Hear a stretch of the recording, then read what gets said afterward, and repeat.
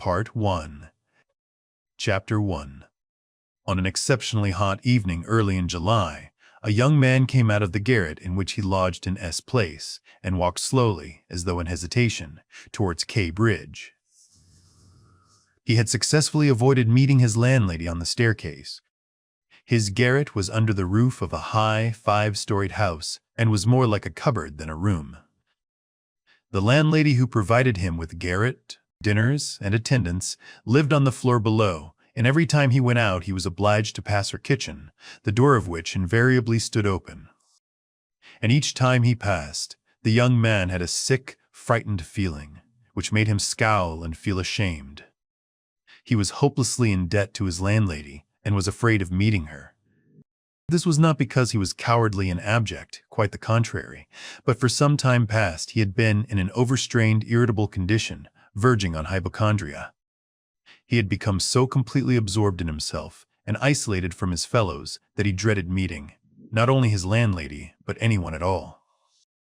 He was crushed by poverty, but the anxieties of his position had of late ceased to weigh upon him. He had given up attending to matters of practical importance. He had lost all desire to do so. Nothing that any landlady could do had a real terror for him.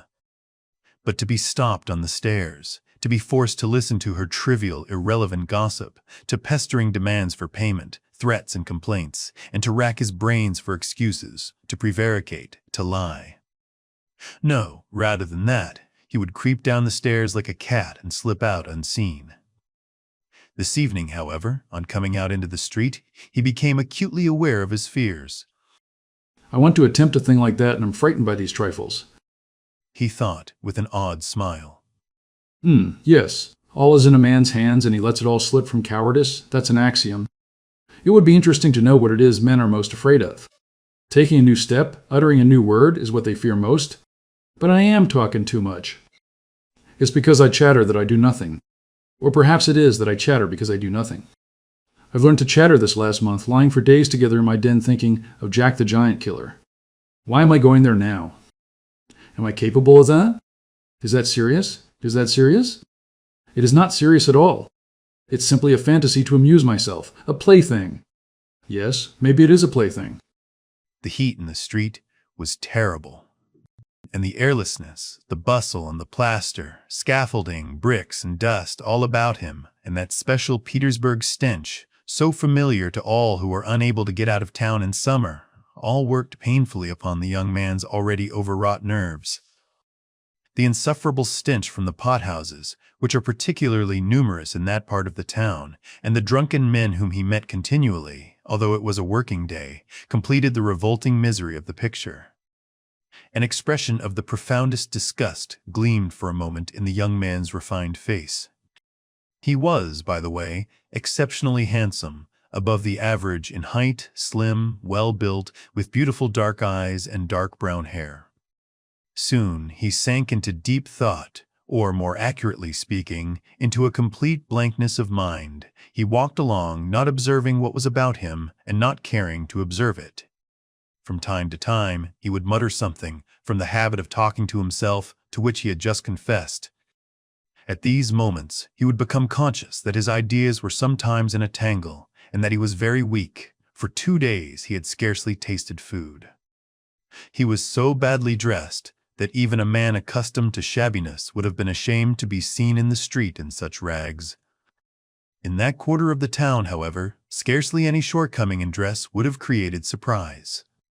Owing to the proximity of the Haymarket, the number of establishments of bad character, the preponderance of the trading and working-class population crowded in these streets and alleys in the heart of Petersburg, types so various were to be seen in the streets that no figure, however queer, would have caused surprise.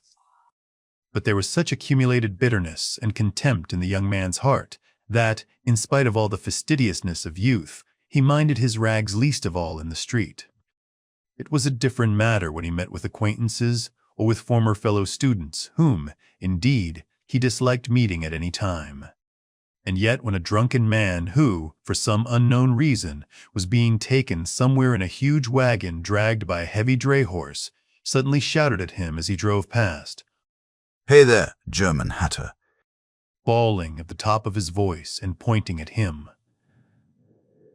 The young man stopped suddenly and clutched tremulously at his hat. It was a tall, round hat from Zimmerman's, but completely worn out, rusty with age, all torn and bespattered, brimless and bent on one side in a most unseemly fashion.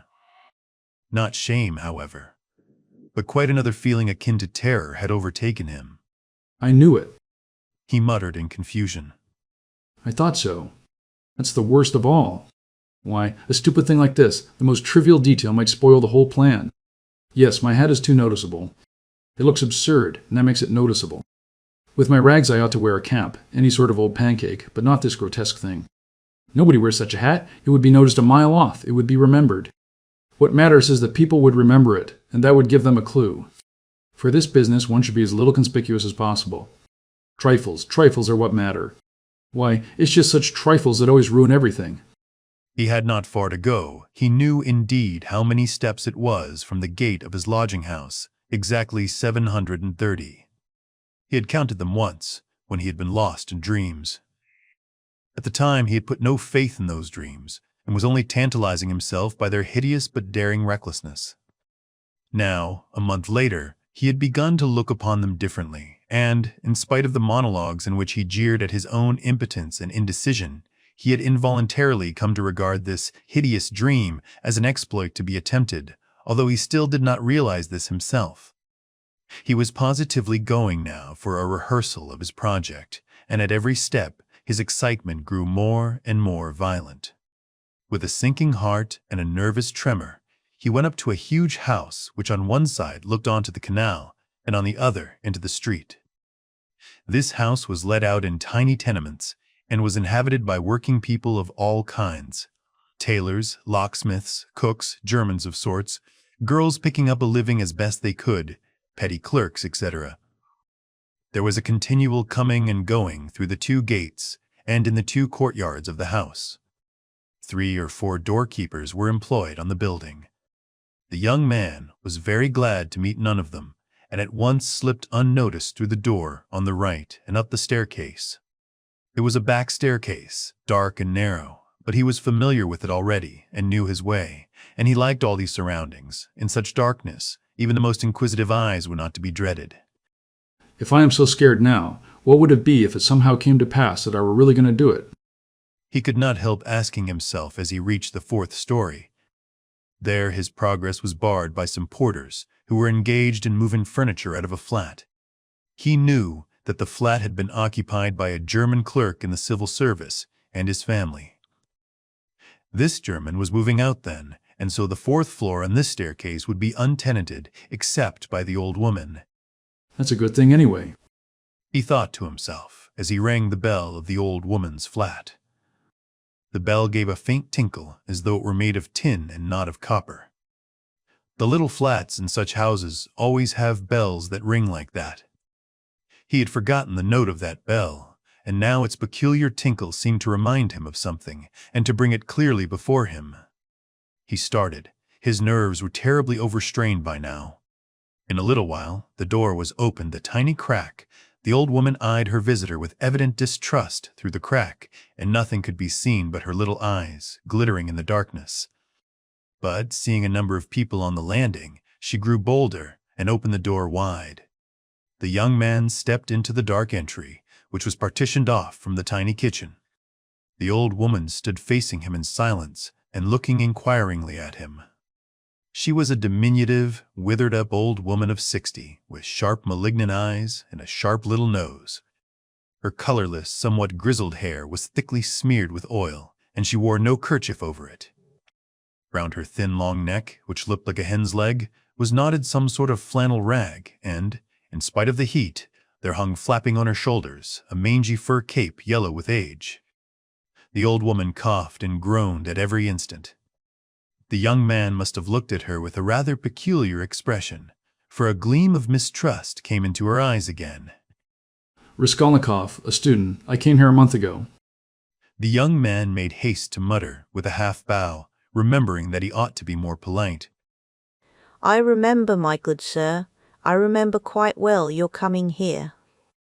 the old woman said distinctly, still keeping her inquiring eyes on his face. And here I am again on the same errand. Raskolnikov continued, a little disconcerted and surprised at the old woman's mistrust. Perhaps she is always like that, though, only I did not notice it the other time. He thought with an uneasy feeling. The old woman paused, as though hesitating, then stepped on one side, and pointing to the door of the room, she said, letting her visitor pass in front of her. "Step in, my good sir." The little room into which the young man walked, with yellow paper on the walls, geraniums and muslin curtains in the windows, was brightly lighted up at that moment by the setting sun. So the sun will shine like this then, too. Flashed as it were by chance through Raskolnikov's mind, and with a rapid glance he scanned everything in the room, trying as far as possible to notice and remember its arrangement. But there was nothing special in the room. The furniture, all very old and of yellow wood, consisted of a sofa with a huge bent wooden back, an oval table in front of the sofa, a dressing table with a looking-glass fixed on it between the windows, chairs along the walls, and 2 or 3 halfpenny prints in yellow frames, representing German damsels with birds in their hands. In the corner, a light was burning before a small icon. Everything was very clean. The floor and the furniture were brightly polished. Everything shone. Lizavetta's work, thought the young man, and his. There was not a speck of dust to be seen in the whole flat. It's in the houses of spiteful old widows that one finds such cleanliness. Raskolnikov thought again, and he stole a curious glance at the cotton curtain over the door leading into another tiny room, in which stood the old woman's bed and chest of drawers, and into which he had never looked before. These 2 rooms made up the whole flat. "What do you want?" the old woman said severely, coming into the room and, as before, standing in front of him so as to look him straight in the face. I brought something to pawn here. And he drew out of his pocket an old-fashioned flat silver watch, on the back of which was engraved a globe. The chain was of steel. "But the time is up for your last pledge. The month was up the day before yesterday." I will bring you the interest for another month. Wait a little. "But that's for me to do as I please, my good sir, to wait or to sell your pledge at once." How much will you give me for the watch, Alyona Ivanovna? "You come with such trifles, my good sir, it's scarcely worth anything. I gave you 2 roubles last time for your ring, and one could buy it quite new at a jeweller's for 1.5 rubles. Give me 4 rubles for it. I shall redeem it. It was my father's. I shall be getting some money soon. 1.5 rubles, and interest in advance, if you like." 1.5 rubles, cried the young man. "Please yourself." And the old woman handed him back the watch. The young man took it, and was so angry that he was on the point of going away, but checked himself at once, remembering that there was nowhere else he could go, and that he had had another object also in coming. Hand it over, he said roughly. The old woman fumbled in her pocket for her keys, and disappeared behind the curtain into the other room. The young man, left standing alone in the middle of the room, listened inquisitively, thinking. He could hear her unlocking the chest of drawers. It must be the top drawer. He reflected. So she carries the keys in a pocket on the right, all in one bunch on a steel ring. And there's one key there, 3 times as big as all the others, with deep notches, that can't be the key of the chest of drawers. Then there must be some other chest or strong box that's worth knowing. Strong boxes always have keys like that, but how degrading it all is. The old woman came back. "Here, sir, as we say, 10 kopecks the rouble a month, so I must take 15 kopecks from 1.5 rubles for the month in advance. But for the 2 rubles I lent you before, you owe me now 20 kopecks on the same reckoning in advance. That makes 35 kopecks altogether. So I must give you 1 ruble and 15 kopecks for the watch. Here it is." What? Only 1 ruble and 15 kopecks now? "Just so." The young man did not dispute it, and took the money. He looked at the old woman, and was in no hurry to get away, as though there was still something he wanted to say or to do, but he did not himself quite know what. I may be bringing you something else in a day or 2, Alyona Ivanovna. A valuable thing, silver, a cigarette box, as soon as I get it back from a friend. He broke off in confusion. Well, we will talk about it then, sir. Goodbye. Are you always at home alone? Your sister is not here with you? He asked her as casually as possible as he went out into the passage. What business is she of yours, my good sir? Oh, nothing particular. I simply asked. You are too quick. Good day, Alyona Ivanovna.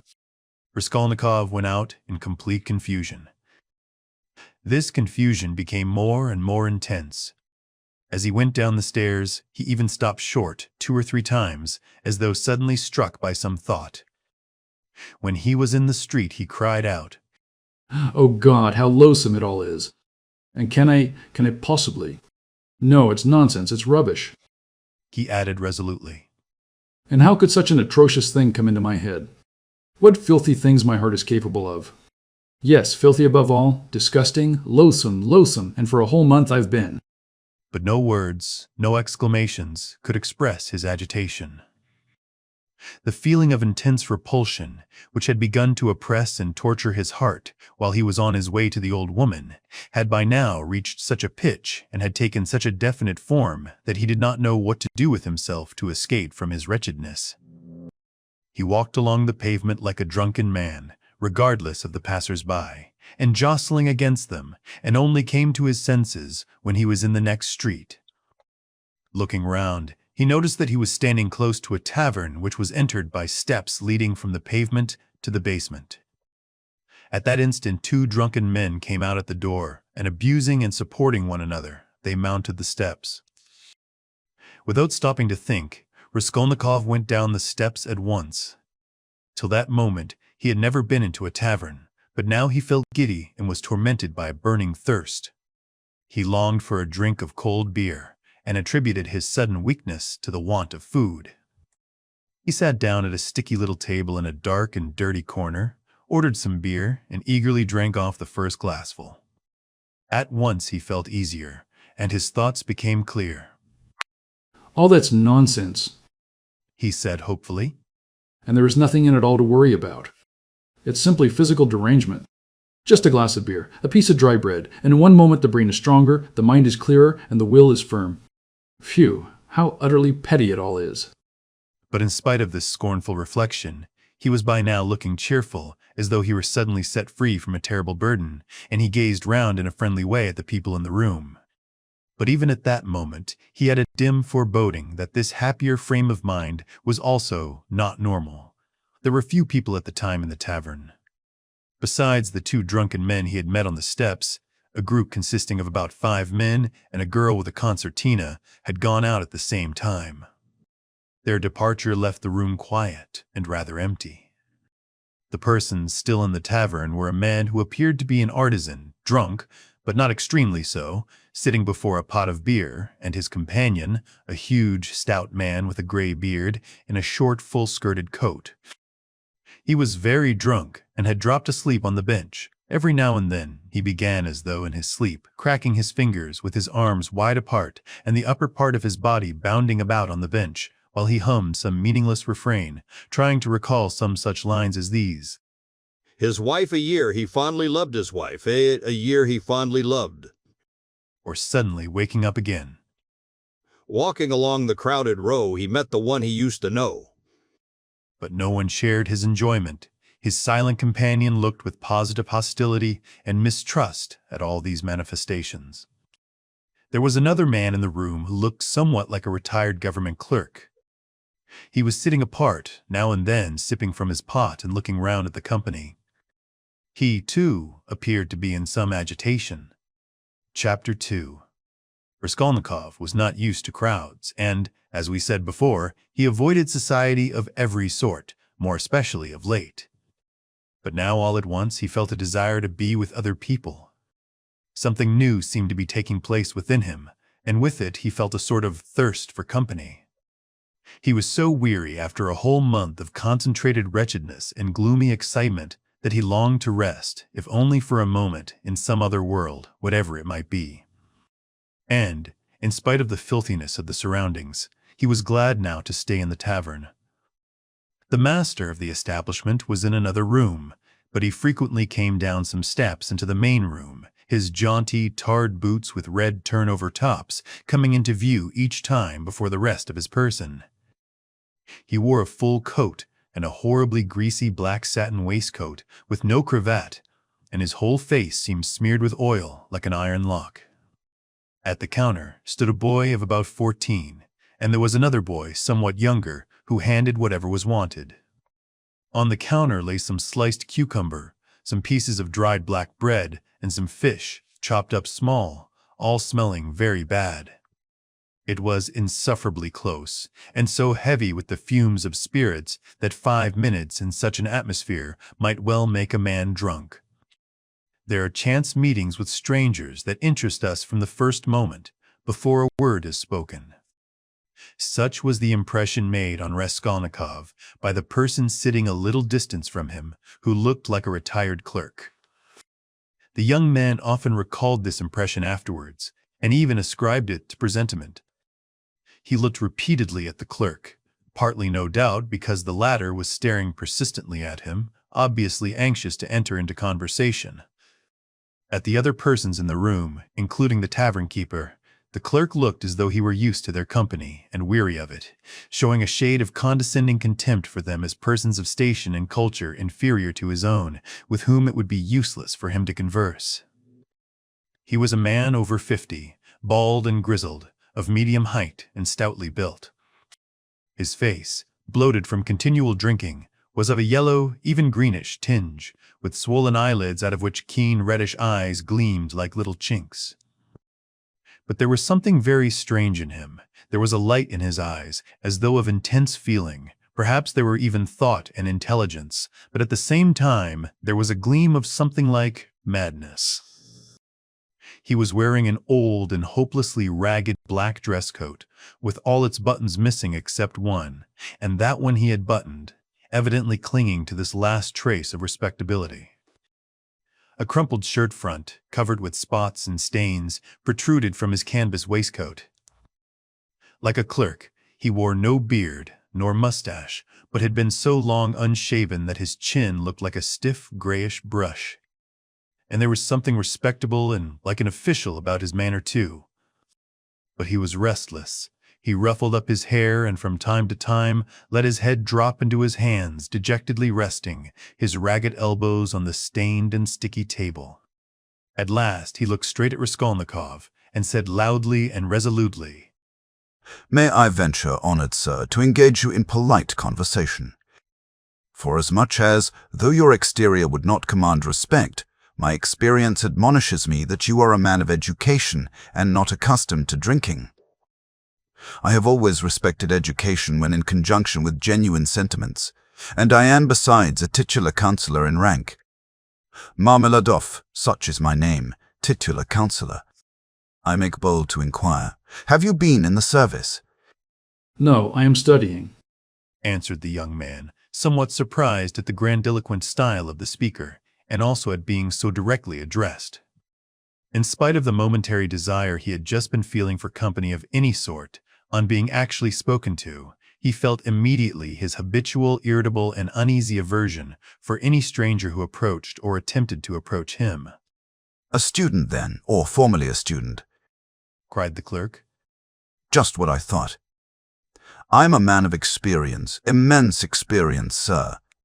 And he tapped his forehead with his fingers in self-approval. "You've been a student or have attended some learned institution, but allow me." He got up, staggered, took up his jug and glass, and sat down beside the young man, facing him a little sideways. He was drunk, but spoke fluently and boldly, only occasionally losing the thread of his sentences and drawling his words. He pounced upon Raskolnikov as greedily as though he too had not spoken to a soul for a month. "Honored sir," he began almost with solemnity, "poverty is not a vice. That's a true saying. Yet I know too that drunkenness is not a virtue, and that that's even truer. But beggary, honored sir, beggary is a vice. In poverty you may still retain your innate nobility of soul, but in beggary, never, no one. For beggary, A man is not chased out of human society with a stick. He is swept out with a broom, so as to make it as humiliating as possible. And quite right, too, for as much as in beggary, I am ready to be the first to humiliate myself.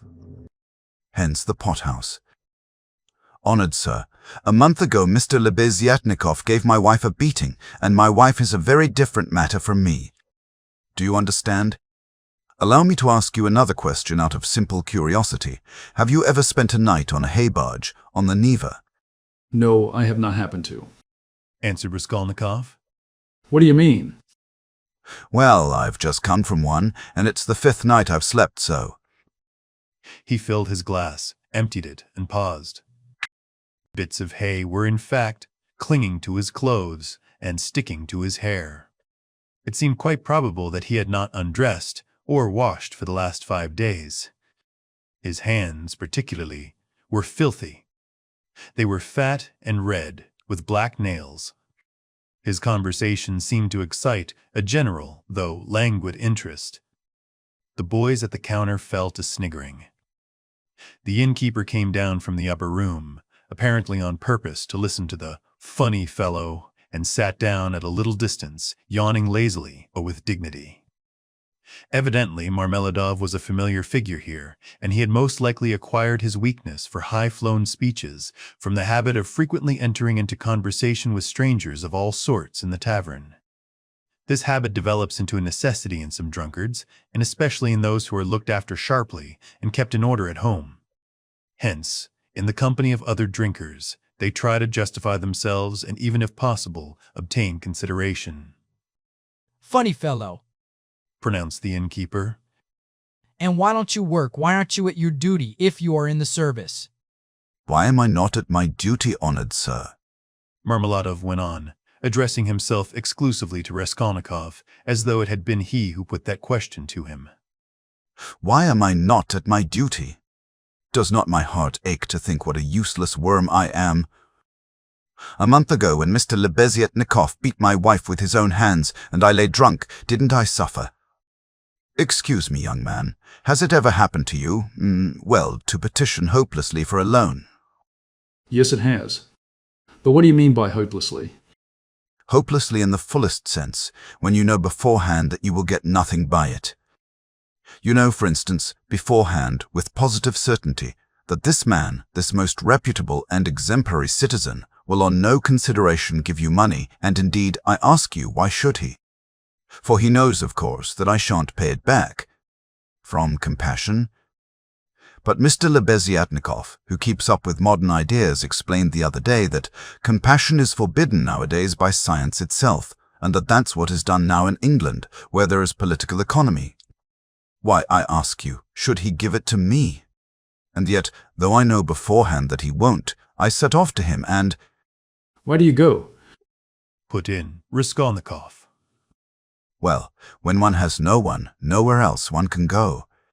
For every man must have somewhere to go, since there are times when one absolutely must go somewhere.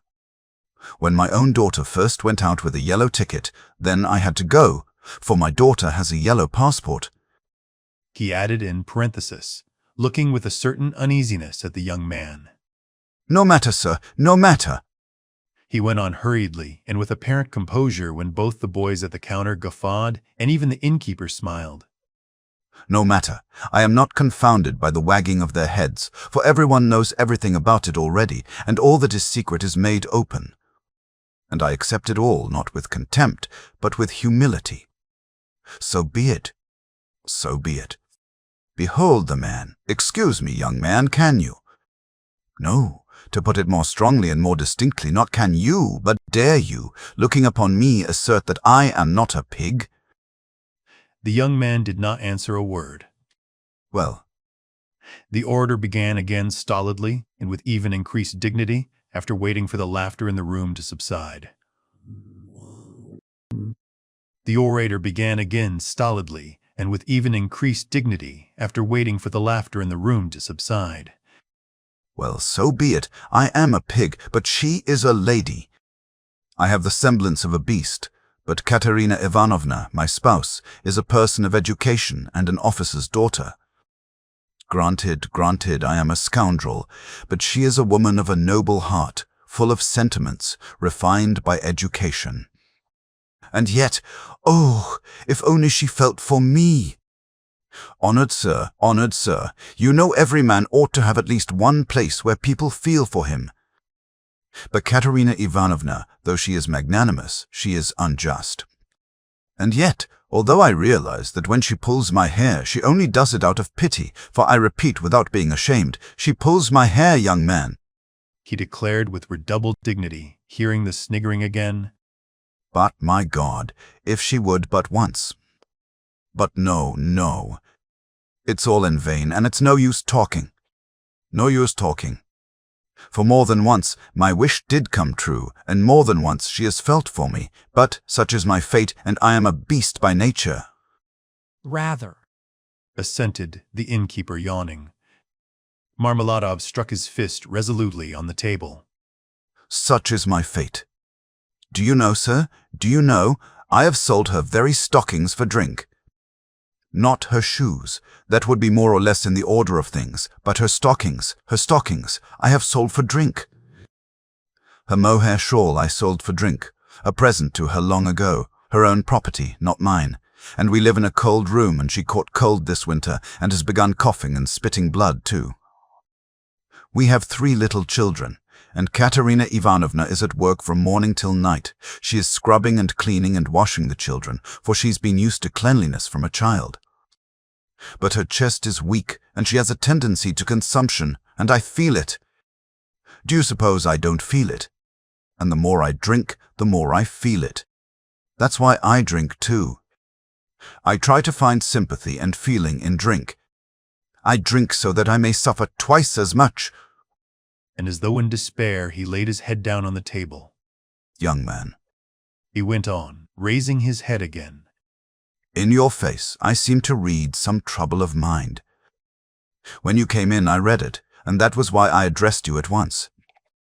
For in unfolding to you the story of my life, I do not wish to make myself a laughingstock before these idle listeners, who indeed know all about it already, but I am looking for a man of feeling and education. Know then that my wife was educated in a high-class school for the daughters of noblemen, and on leaving she danced the shawl dance before the governor and other personages, for which she was presented with a gold medal and a certificate of merit. The medal of course was sold. Long ago, but the certificate of merit is in her trunk still, and not long ago she showed it to our landlady. And although she is most continually on bad terms with the landlady, yet she wanted to tell someone or other of her past honors and of the happy days that are gone. I don't condemn her for it. I don't blame her, for the one thing left her is recollection of the past, and all the rest is dust and ashes. Yes, she is a lady of spirit, proud and determined. She scrubs the floors herself and has nothing but black bread to eat, but won't allow herself to be treated with disrespect. That's why she would not overlook Mr. Lebeziatnikov's rudeness to her, and so when he gave her a beating for it, she took to her bed more from the hurt to her feelings than from the blows. She was a widow when I married her, with 3 children, one smaller than the other. She married her first husband, an infantry officer, for love, and ran away with him from her father's house. She was exceedingly fond of her husband, but he gave way to cards, got into trouble, and with that he died. He used to beat her at the end, and although she paid him back, of which I have authentic documentary evidence, to this day she speaks of him with tears and she throws him up to me, and I am glad that, though only in imagination, she should think of herself as having once been happy, and she was left at his death with 3 children in a wild and remote district where I happened to be at the time, and she was left in such hopeless poverty that, although I have seen many ups and downs of all sort, I don't feel equal to describing it even. Her relations had all thrown her off, and she was proud too, excessively proud. And then, honored sir, and then I, being at the time a widower with a daughter of 14, left me by my first wife, offered her my hand, for I could not bear the sight of such suffering. You can judge the extremity of her calamities, that she, a woman of education and culture and distinguished family, should have consented to be my wife. But she did. Weeping and sobbing and wringing her hands, she married me. for she had nowhere to turn. How? Do you understand, sir? Do you understand what it means when you have absolutely nowhere to turn? No, that you don't understand yet. And for a whole year, I performed my duties conscientiously and faithfully, and did not touch this. He tapped the jug with his finger. For I have feelings. But even so, I could not please her, and then I lost my place too, and that through no fault of mine, but through changes in the office, and then I did touch it. It will be a year and a half ago soon, since we found ourselves at last, after many wanderings and numerous calamities in this magnificent capital, adorned with innumerable monuments. Here I obtained a situation. I obtained it, and I lost it again. Ah, do you understand? This time it was through my own fault I lost it, for my weakness had come out. We have now part of a room at Amalia Fyodorovna Lipovechkel's, and what we live upon and what we pay our rent with I could not say. There are a lot of people living there besides ourselves. Dirt and disorder, a perfect bedlam, yes, and meanwhile my daughter by my first wife has grown up, and what my daughter has had to put up with from her stepmother whilst she was growing up I won't speak of. For though Katerina Ivanovna is full of generous feelings, she is a spirited lady, irritable and short-tempered. Yes, but it's no use going over that. Sonia, as you may well fancy, has had no education. I did make an effort 4 years ago to give her a course of geography and universal history, but as I was not very well up in those subjects myself and we had no suitable books, and what books we had. Anyway, we have not even those now, so all our instruction came to an end. We stopped at Cyrus of Persia. Since she has attained years of maturity, she has read other books of romantic tendency, and of late she had read with great interest a book she got through Mr. Lebeziatnikov, Lewis's Physiology, do you know it, and even recounted extracts from it to us, and that's the whole of her education. And now may I venture to address you, honoured sir, on my own account with a private question. Do you suppose that a respectable poor girl can earn much by honest work? Not 15 farthings a day can she earn if she is respectable and has no special talent, and that without putting her work down for an instant. And what's more, Ivan Ivanitch Klopstock, the civil councillor, have you heard of him, has not to this day paid her for the half-dozen linen shirts she made him, and drove her roughly away, stamping and reviling her on the pretext that the shirt collars were not made like the pattern and were put in askew, and there are the little ones hungry. And Katerina Ivanovna walking up and down and wringing her hands, her cheeks flushed red, as they always are in that disease. Here you live with us, says she. You eat and drink and are kept warm, and you do nothing to help. And much she gets to eat and drink when there is not a crust for the little ones for 3 days. I was lying at the time, well, what of it? I was lying drunk and I heard my Sonia speaking. She is a gentle creature with a soft little voice, fair hair and such a pale, thin little face. She said, Katerina Ivanovna, am I really to do a thing like that? And Darya Frantsovna, a woman of evil character and very well known to the police, had 2 or 3 times tried to get at her through the landlady. And why not? Said Katerina Ivanovna with a jeer. You are something mighty precious to be so careful of. But don't blame her, honoured sir, don't blame her. She was not herself when she spoke, but driven to distraction by her illness and the crying of the hungry children, and it was said more to wound her than anything else. For that's Katerina Ivanovna's character, and when children cry, even from hunger, she falls to beating them at once.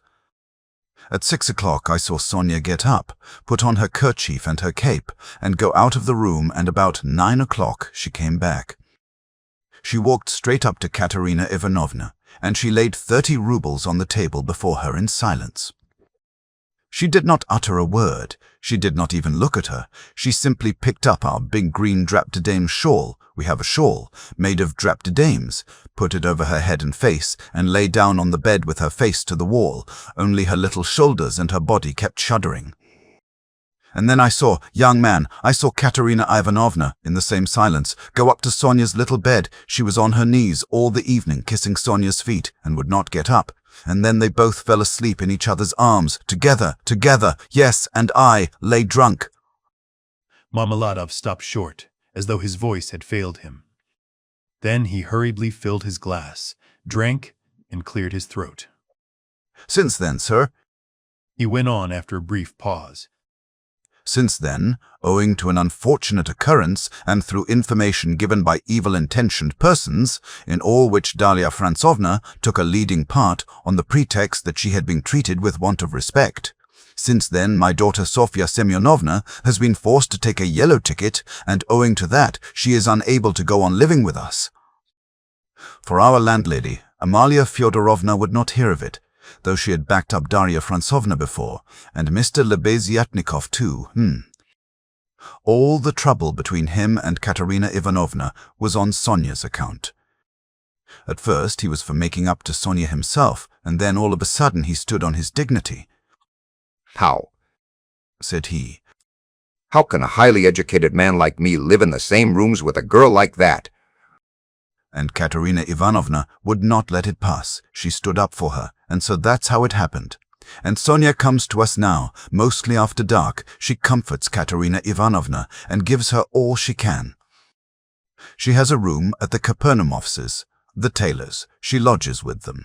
Kapernamov is a lame man with a cleft palate, and all of his numerous family have cleft palates too. And his wife too has a cleft palate.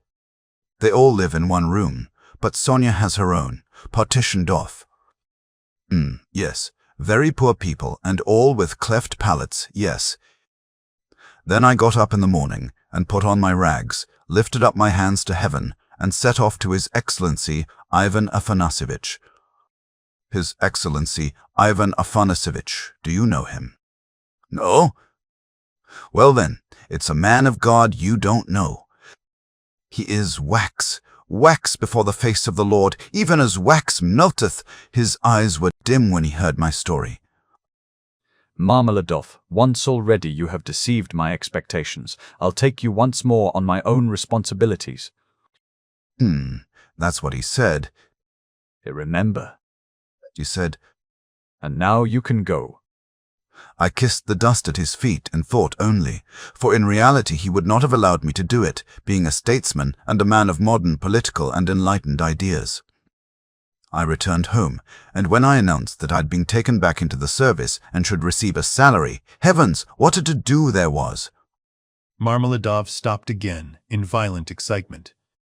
At that moment, a whole party of revelers already drunk came in from the street, and the sounds of a hired concertina and the cracked piping voice of a child of 7 singing the Hamlet. The room was filled with noise. The tavern keeper and the boys were busy with the newcomers. Marmeladov, paying no attention to the new arrivals, continued his story. He appeared by now to be extremely weak, but as he became more and more drunk, he became more and more talkative. The recollection of his recent success in getting the situation seemed to revive him, and was positively reflected in a sort of radiance on his face.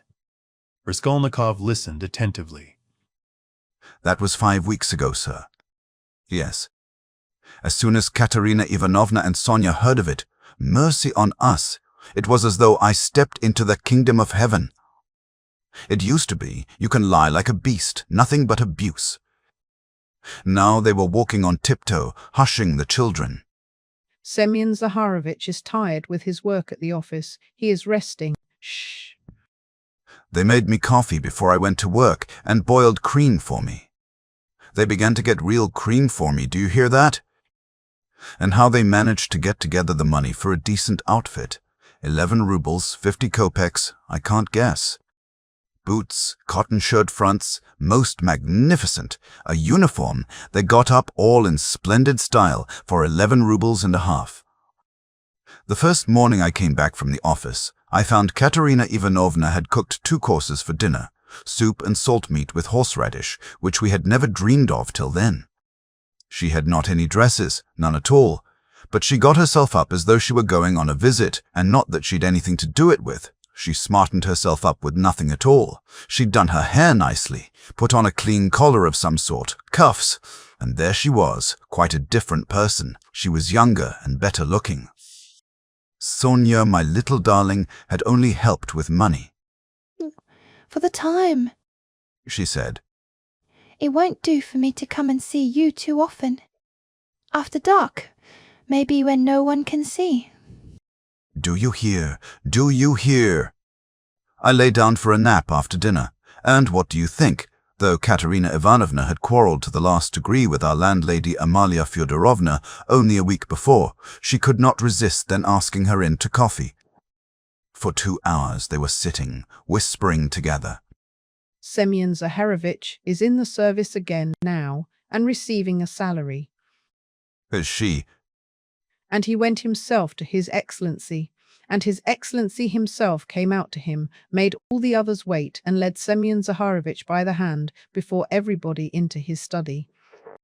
Do you hear? Do you hear? To be sure, Says he. Semyon Zaharovich, remembering your past services. Says he. And in spite of your propensity to that foolish weakness, since you promise now, and since, moreover, we've got on badly without you. Do you hear? Do you hear? And so, Says he. I rely now on your word as a gentleman. And all that, let me tell you, she has simply made up for herself, and not simply out of wantonness for the sake of bragging, no. She believes it all herself. She amuses herself with her own fancies. Upon my word, she does. And I don't blame her for it. No, I don't blame her. 6 days ago, when I brought her my first earnings in full, 23 rubles 40 kopecks altogether, she called me her poppet. Poppet, Said she. my little poppet. And when we were by ourselves, you understand, you would not think me a beauty, you would not think much of me as a husband, would you? Well, she pinched my cheek. My little poppet, Said she. Marmeladov broke off, tried to smile, but suddenly his chin began to twitch. He controlled himself, however. The tavern, the degraded appearance of the man, the 5 nights in the hay barge and the pot of spirits, and yet this poignant love for his wife and children bewildered his listener. Raskolnikov listened intently, but with a sick sensation. He felt vexed that he had come here. Honored sir, cried Marmeladov, recovering himself. Oh, sir, perhaps all this seems a laughing matter to you, as it does to others, and perhaps I am only worrying you with the stupidity of all the trivial details of my home life, but it is not a laughing matter to me. For I can feel it all. And the whole of that heavenly day of my life, and the whole of that evening, I passed in fleeting dreams of how I would arrange it all, and how I would dress all the children, and how I should give her rest, and how I should rescue my own daughter from dishonor and restore her to the bosom of her family. And a great deal more. Quite excusable, sir. Well then, sir.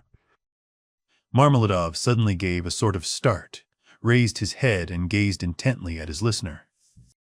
Well, on the very next day, after all those dreams, that is to say exactly 5 days ago, in the evening, by a cunning trick, like a thief in the night, I stole from Katerina Ivanovna the key of her box, took out what was left of my earnings. How much it was I have forgotten, and now look at me, all of you. It's the 5th day since I left home, and they are looking for me there, and it's the end of my employment, and my uniform is lying in a tavern on the Egyptian bridge. I exchanged it for the garments I have on, and it's the end of everything. Marmeladov struck his forehead with his fist, clenched his teeth, closed his eyes, and leaned heavily with his elbow on the table. But a minute later his face suddenly changed, and with a certain assumed slyness and affectation of bravado, he glanced at Raskolnikov, laughed, and said, This morning I went to see Sonia. I went to ask her for a pick-me-up. You don't say she gave it to you? Cried one of the newcomers. He shouted the words and went off into a guffaw. This very quart was bought with her money, Marmeladov declared, addressing himself exclusively to Raskolnikov. 30 kopecks she gave me with her own hands, her last, all she had, as I saw. She said nothing. She only looked at me without a word. Not on earth, but up yonder. They grieve over men. They weep, but they don't blame them. They don't blame them. But it hurts more. It hurts more when they don't blame. 30 kopecks, yes.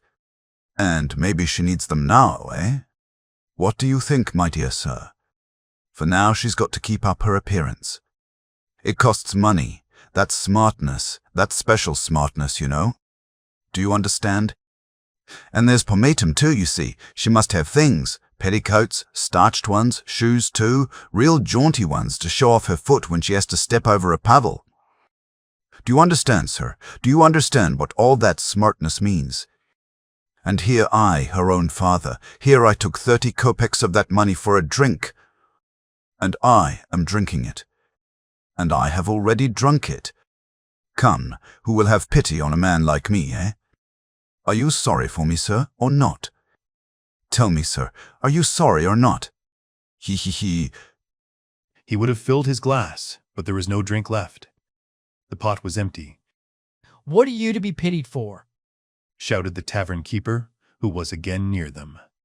Shouts of laughter and even oaths followed.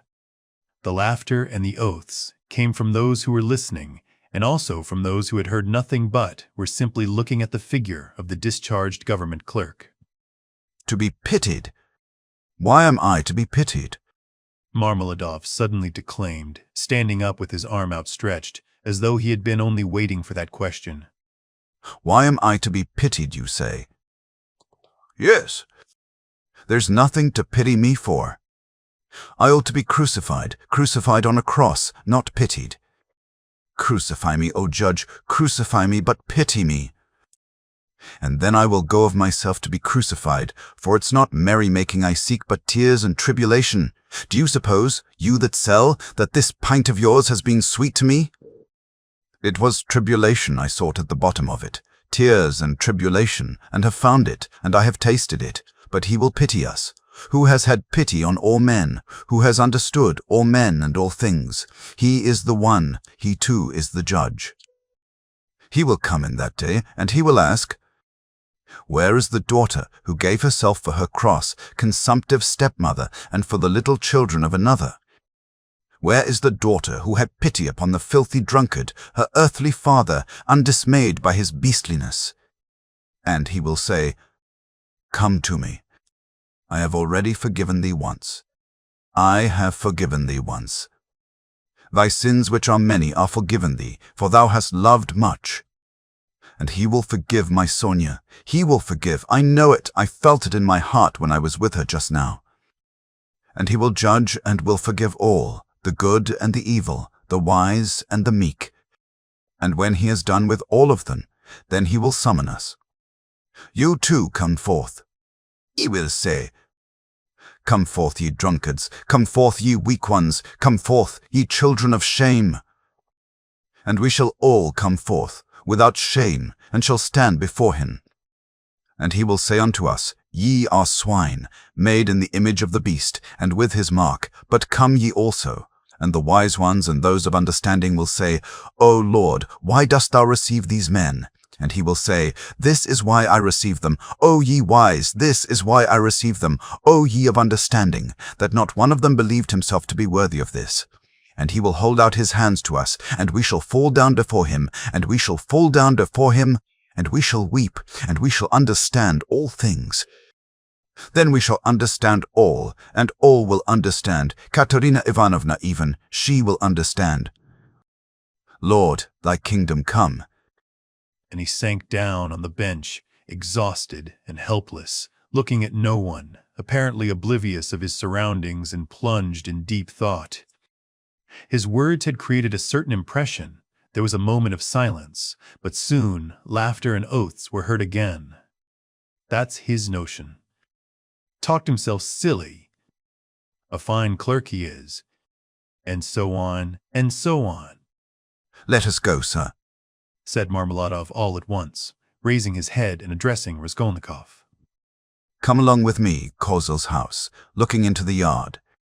I'm going to Katerina Ivanovna, time I did. Raskolnikov had for some time been wanting to go, and he had meant to help him. Marmeladov was much unsteadier on his legs than in his speech and leaned heavily on the young man. They had 200 or 300 paces to go. The drunken man was more and more overcome by dismay and confusion as they drew nearer the house. "It's not Katerina Ivanovna I'm afraid of now," he muttered in agitation. "and that she will begin pulling my hair. What does my hair matter? Over my hair. That's what I say. Indeed, it will be better if she does begin pulling it. That's not what I am afraid of. It's her eyes I am afraid of. Yes, her eyes, the red on her cheeks too, frightens me, and her breathing too. Have you noticed how people in that disease breathe when they are excited? I am frightened of the children's crying too. For if Sonia has not taken them food, I don't know what's happened. I don't know. But blows I am not afraid of. Not afraid of. No, sir, that such blows are not a pain to me, but even an enjoyment. In fact, I can't get on without it. It's better so. Let her strike me. It relieves her heart. It's better so. There is the house. The house of Kozel, the cabinet maker, a German, well-to-do. Lead the way." They went in from the yard and up to the 4th story. The staircase got darker and darker as they went up. It was nearly 11 o'clock, and although in summer in Petersburg there is no real night, yet it was quite dark at the top of the stairs. A grimy little door at the very top of the stairs stood ajar. A very poor-looking room, about 10 paces long, was lighted up by a candle end. The whole of it was visible from the entrance. It was all in disorder, littered up with rags of all sorts, especially children's garments. Across the furthest corner was stretched a ragged sheet. Behind it probably was the bed. There was nothing in the room except 2 chairs and a sofa covered with American leather, full of holes, before which stood an old deal kitchen table, unpainted and uncovered. At the edge of the table stood a smoldering tallow candle in an iron candlestick. It appeared that the family had a room to themselves, not part of a room, but their room was practically a passage. The door leading to the other rooms, or rather cupboards, into which Amalia Lipovechsel's flat was divided, stood half open, and there was shouting, uproar, and laughter within. People seemed to be playing cards and drinking tea there. Words of the most unceremonious kind flew out from time to time. Raskolnikov recognized Katerina Ivanovna at once. She was a rather tall, slim, and graceful woman, terribly emaciated, with magnificent dark brown hair and with a hectic flush in her cheeks. She was pacing up and down in her little room, pressing her hands against her chest. Her lips were parched, and her breathing came in nervous, broken gasps. Her eyes glittered as in fever, and looked about with a harsh, immovable stare. And that consumptive and excited face, with the last flickering light of the candle end playing upon it, made a sickening impression. She seemed to Raskolnikov about 30 years old, and was certainly a strange wife for Marmeladov. She had not heard them, and did not notice them coming in. She seemed to be lost in thought, hearing and seeing nothing. The room was close, but she had not opened the window. A stench rose from the staircase, but the door onto the stairs was not closed. From the inner rooms, clouds of tobacco smoke floated in. She kept coughing, but did not close the door. The youngest child, a girl of 6, was asleep, sitting curled up on the floor with her head on the sofa. A boy, a year older, stood crying and shaking in the corner. Probably he had just had a beating. Beside him stood a girl of 9 years old, tall and thin, wearing a thin and ragged chemise with an ancient cashmere pelisse flung over her bare shoulders, long outgrown and barely reaching her knees. Her arm, as thin as a stick, was round her brother's neck. She was trying to comfort him, whispering something to him, and doing all she could to keep him from whimpering again. At the same time, her large dark eyes, which looked larger still from the thinness of her frightened face, were watching her mother with alarm. Marmeladov did not enter the door, but dropped on his knees in the very doorway, pushing Raskolnikov in front of him. The woman, seeing a stranger, stopped indifferently facing him, coming to herself for a moment and apparently wondering what he had come for. But evidently she decided that he was going into the next room, as he had to pass through hers to get there. Taking no further notice of him, she walked towards the outer door to close it and uttered a sudden scream on seeing her husband on his knees in the doorway. Ah, She cried out in a frenzy. he has come back. The criminal. The monster. And where is the money? What's in your pocket? Show me.